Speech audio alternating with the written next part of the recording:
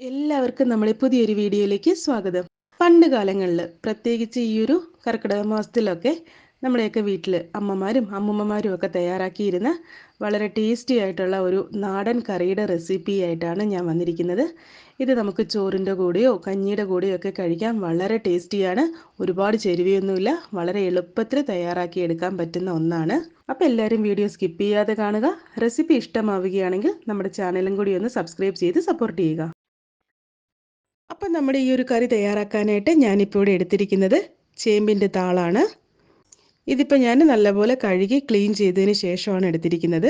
കാരണം ചേമ്പിൻ്റെ താളൊക്കെ നമ്മൾ അരിഞ്ഞതിന് ശേഷം കഴുകാൻ പാടില്ല, കഴുകിയിട്ട് വേണം ഇതൊക്കെ അരിഞ്ഞെടുക്കാനായിട്ട്. ഇനിയിപ്പോൾ നമുക്ക് ഇതിൻ്റെ ആ ഒരു തൊലിയൊക്കെ ഒന്ന് റിമൂവ് ചെയ്യാം. കാരണം എന്താണെന്ന് വെച്ച് കഴിഞ്ഞാൽ പണ്ടുള്ളവർ പറഞ്ഞു കേട്ടിട്ടുണ്ട്, ചില മണ്ണിൽ വളരുന്ന ചില താളുകൾ ചൊറിയാറുണ്ടെന്ന്. പക്ഷെ ഞാനിപ്പോൾ ഇവിടെ എടുത്തിരിക്കുന്ന ഈ ഒരു ചേമ്പിൻ്റെ താള് ചൊറിയത്തൊന്നുമില്ല. പക്ഷെ എന്നാലും റിസ്ക് എടുക്കുന്നില്ല. അതിൻ്റെ ആ ഒരു തൊലിയൊക്കെ നമുക്കൊന്ന് മാറ്റാം. പിന്നെ ഇത് വന്നിട്ട് നമ്മൾ കർക്കിടക മാസത്തിൽ മാത്രമല്ല കേട്ടോ, ഞാനിപ്പോൾ ഇത് അല്ലാതെ കൊണ്ടും ഈ ഒരു താള് വെച്ചിട്ട് കറി തയ്യാറാക്കാറുണ്ട്. അങ്ങനെ ചൊറിയത്തൊന്നുമില്ല. പിന്നെ ചിലർക്കുള്ള സംശയം എന്താണെന്ന് വെച്ച് കഴിഞ്ഞാൽ നമ്മളിത് അരിയുന്ന സമയത്ത് കൈക്ക് ചൊറിച്ചിലൊക്കെ ഉണ്ടാവും എന്നുള്ള സംശയമുണ്ട്. അങ്ങനെ കൈയൊന്നും ചൊറിയാറില്ല. കുറച്ച് വലിപ്പത്തിൽ തന്നെ നമുക്കിത് അരിഞ്ഞെടുക്കാം കേട്ടോ. കാരണം എന്താണെന്ന് വെച്ചാൽ ഇത് വെന്ത് കഴിയുമ്പോഴത്തേക്കും അത് നല്ലപോലെ ചുരുങ്ങി വരും ഈ ഒരു താളല്ല. അപ്പോൾ കുറച്ച് വലിപ്പത്തിൽ അരിഞ്ഞാലും കുഴപ്പമില്ല കേട്ടോ. പിന്നെ ഈ ഒരു താളുകറി വന്നിട്ട് നമ്മുടെ ചേർത്തല മരുത്തോർവട്ടം ധന്വന്തിരി മൂർത്തി ക്ഷേത്രത്തിൽ കർക്കിടകവാവിൻ്റെ അന്ന് ഈ ഒരു താളുകറി വെച്ച് എല്ലാവർക്കും കൊടുക്കുന്നുണ്ടെന്ന് പറഞ്ഞു കേട്ടിട്ടുണ്ട്. അപ്പോൾ ആ ഒരു താളുകറിയുടെ ടേസ്റ്റ് അല്ലെങ്കിൽ അതിൻ്റെ ആ ഒരു കൂട്ടം എന്നൊക്കെ പറഞ്ഞാൽ അതൊക്കെ ഒരുപാട് വ്യത്യാസമുണ്ട്. ഞാനിപ്പോൾ ഇവിടെ തയ്യാറാക്കുന്നത് എൻ്റെ വീട്ടിൽ അമ്മുമ്മയും അമ്മയും അതുപോലെ തന്നെ ഇവിടെ ചേട്ടൻ്റെ അമ്മയൊക്കെ തയ്യാറാക്കുന്ന ആ ഒരു രീതിയിലാണ് ഞാനിപ്പോൾ ഇവിടെ തയ്യാറാക്കുന്നത്. അമ്പലത്തിൽ ഇത് വന്നിട്ട് കർക്കിടകവാവിൻ്റെ അന്നാണ് ഈ ഒരു താളുകറി കൊടുക്കുന്നത്. ഭയങ്കര ടേസ്റ്റാണ് കേട്ടോ. ഇതിന് ഒരുപാട് ചേരുവയൊന്നുമില്ല, നല്ല അടിപൊളി ടേസ്റ്റാണ്. പിന്നെ ഈ ഒരു താളുകറി വന്നിട്ട് ഇതുപോലെ മാത്രമല്ല, തേങ്ങയൊക്കെ അരച്ച് കറി വെക്കാറുണ്ട്. അതുപോലെ തന്നെ ഇതിൻ്റെ ആ ഒരു കുരുന്നേല വെച്ചിട്ടും മെഴുക്കുവരട്ടിയൊക്കെ തയ്യാറാക്കാറുണ്ട്. അതൊക്കെ ഭയങ്കര ടേസ്റ്റാണ്. അപ്പോൾ അതൊക്കെ നമ്മുടെ ചാനലിൽ വരും ദിവസങ്ങളിൽ ഞാൻ അപ്ലോഡ് ചെയ്യുന്നതായിരിക്കും. അങ്ങനെയുള്ള മെഴുക്കുവരട്ടിയൊക്കെ തയ്യാറാക്കണമെന്ന രീതിയിൽ കുറച്ചധികം ക്വാണ്ടിറ്റി വേണം. അപ്പോൾ അതൊക്കെ നമുക്ക് കിട്ടുന്നതനുസരിച്ച് ഞാൻ അതിൻ്റെ റെസിപ്പി നമ്മുടെ ചാനലിൽ ഞാൻ അപ്ലോഡ് ചെയ്യുന്നതായിരിക്കും.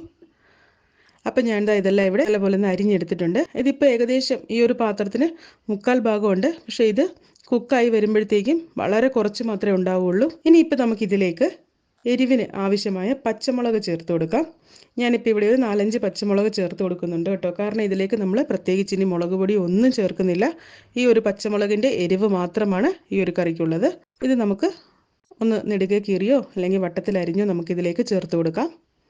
ഞാനിപ്പോൾ ഈ ഒരു ചെറിയ മുളകായതുകൊണ്ട് നെടുകെ കീറിയാണ് ചേർത്ത് കൊടുക്കുന്നത്.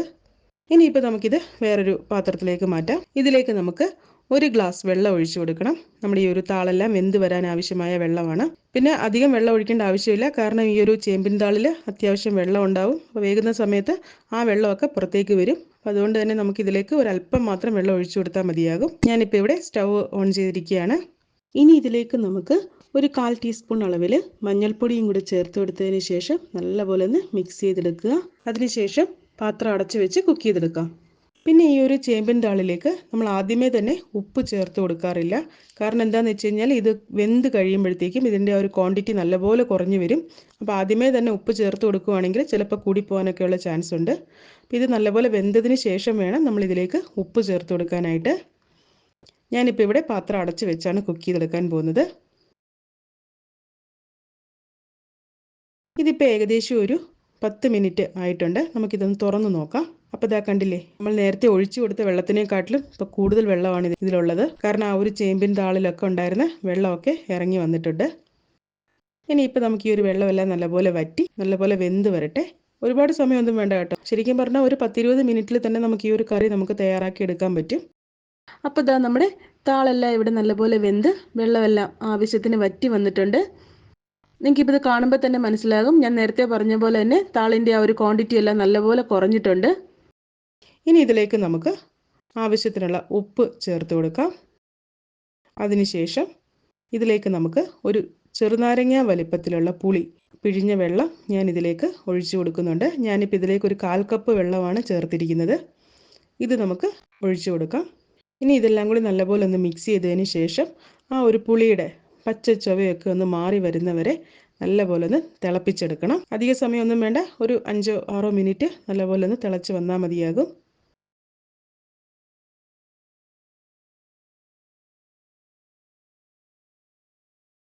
ഇതിപ്പോൾ ഏകദേശം ഒരു 5 മിനിറ്റ് ആയിട്ടുണ്ട്. നമുക്കിതൊന്ന് തുറന്ന് നോക്കാം. അപ്പോൾ ഇതാ നമ്മൾ നേരത്തെ ഒഴിച്ചു കൊടുത്ത ആ ഒരു പുളിവെള്ളമൊക്കെ ആവശ്യത്തിന് വറ്റി അതിൻ്റെ ആ ഒരു പച്ച ചവയൊക്കെ മാറി വന്നിട്ടുണ്ട്. നമ്മുടെ താളിൽ ഉപ്പും പുളിയൊക്കെ പിടിച്ചിട്ടുണ്ട്. ഇത്രയേ ഉള്ളൂ. ഇനിയിപ്പോൾ ഞാനിവിടെ സ്റ്റവ് ഓഫാക്കാൻ പോവാണ്. ഇനി നമുക്കിതിലേക്ക് കുറച്ച് സാധനങ്ങളൊന്ന് വറുത്ത് ചേർക്കാനുണ്ട്. അതിലാണ് നമ്മൾ ബാക്കി ചേരുവയൊക്കെ ചേർക്കുന്നത്. ഞാനിപ്പോൾ ഇത് മാറ്റി വയ്ക്കുകയാണ്.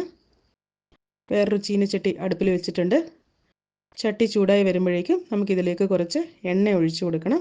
എണ്ണ ചൂടായി വരുമ്പോഴേക്കും കടുക് ഇട്ട് കൊടുക്കാം.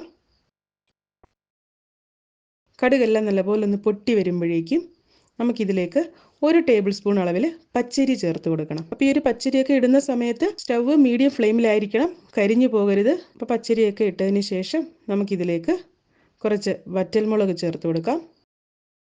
അതിനുശേഷം കുറച്ച് കറിവേപ്പിലയും കൂടി ചേർത്ത് കൊടുക്കണം. ഞാനിപ്പോൾ ഇവിടെ സ്റ്റവ് ഫുള്ളായിട്ട് അങ്ങ് ഓഫാക്കിയിരിക്കുകയാണ്. അതിനുശേഷമാണ് ഞാനിതിലേക്ക് ഒരു 1/4 ടീസ്പൂൺ അളവിൽ കായപ്പൊടി ചേർത്ത് കൊടുക്കുന്നുണ്ട്. അപ്പോൾ ഈ ഒരു കായപ്പൊടി നമ്മൾ കടുക് വറക്കുന്ന സമയത്ത് ചേർത്ത് കഴിഞ്ഞാൽ നമ്മുടെ കറിക്ക് ഒരു പ്രത്യേക മണവും രുചിയും ഒക്കെയാണ്. ഇനിയിപ്പോൾ നിങ്ങൾക്ക് ആദ്യമേ തന്നെ കറിയിൽ ചേർക്കണമെങ്കിൽ അങ്ങനെയും ചെയ്യാം കേട്ടോ. പക്ഷേ ഇങ്ങനെ ചെയ്യുമ്പോൾ നമ്മുടെ കറിക്ക് ഒരു പ്രത്യേക രുചിയും മണവും ഒക്കെയാണ്. അതുപോലെ തന്നെ നമ്മൾ അരിയൊക്കെ വറുത്തിടുമ്പോൾ ഒരു പ്രത്യേക ടേസ്റ്റാണ്. അപ്പോൾ അരി വറക്കുന്നത് സ്കിപ്പ് ചെയ്യാതെ ഉണ്ട് ചെയ്യുക. ഇനിയിപ്പോൾ നമുക്ക് ഈ ഒരു വറവ് കറിയിലേക്ക് ഒഴിച്ചു കൊടുക്കാം. അപ്പോൾ ഈ ഒരു വറവ് ഇട്ടതിന് ശേഷം പെട്ടെന്ന് തന്നെ പാത്രം അങ്ങ് അടച്ച് വെച്ചേക്കുക. കാരണം അതിൻ്റെ ആ ഒരു മണം ഒന്നും പോകരുത്. ഞാനിപ്പോൾ പാത്രം അടച്ചു വെച്ചിട്ടുണ്ട്. ഇനിയിപ്പോൾ ഇത് ഒരു 10-15 മിനിറ്റ് ഇങ്ങനെ തന്നെ ഇരിക്കട്ടെ. അതിന് ശേഷം വേണം നമുക്കിത് തുറക്കാനായിട്ട്. അപ്പോൾ ഇതാ നമ്മുടെ ടേസ്റ്റി ആയിട്ടുള്ള താളുകറി ഇവിടെ റെഡി ആയിട്ടുണ്ട്. കർക്കിടക മാസത്തിൽ മാത്രമല്ല കേട്ടോ, അല്ലാതെ കൊണ്ട് നമുക്കിത് തയ്യാറാക്കി കഴിക്കാവുന്നതാണ്. അപ്പോൾ എല്ലാവരും ഒന്ന് തയ്യാറാക്കി നോക്കിയിട്ട് റെസിപ്പി ഇഷ്ടമാവുകയാണെങ്കിൽ ലൈക്ക് ചെയ്യാനും ഷെയർ ചെയ്യാനും അതുപോലെ തന്നെ നിങ്ങളുടെ അഭിപ്രായങ്ങളും നിർദ്ദേശങ്ങളും ഒക്കെ കമൻറ്റ് ചെയ്യാനും മറക്കരുത്. കൂടെ തന്നെ നമ്മുടെ ഈ ഒരു ചാനൽ ഒന്ന് സബ്സ്ക്രൈബ് ചെയ്യാനും മറക്കരുത്. അടുത്ത നല്ലൊരു റെസിപ്പിയായിട്ട് കാണുന്നവരേക്കും ടേക്ക് കെയർ. ബൈ.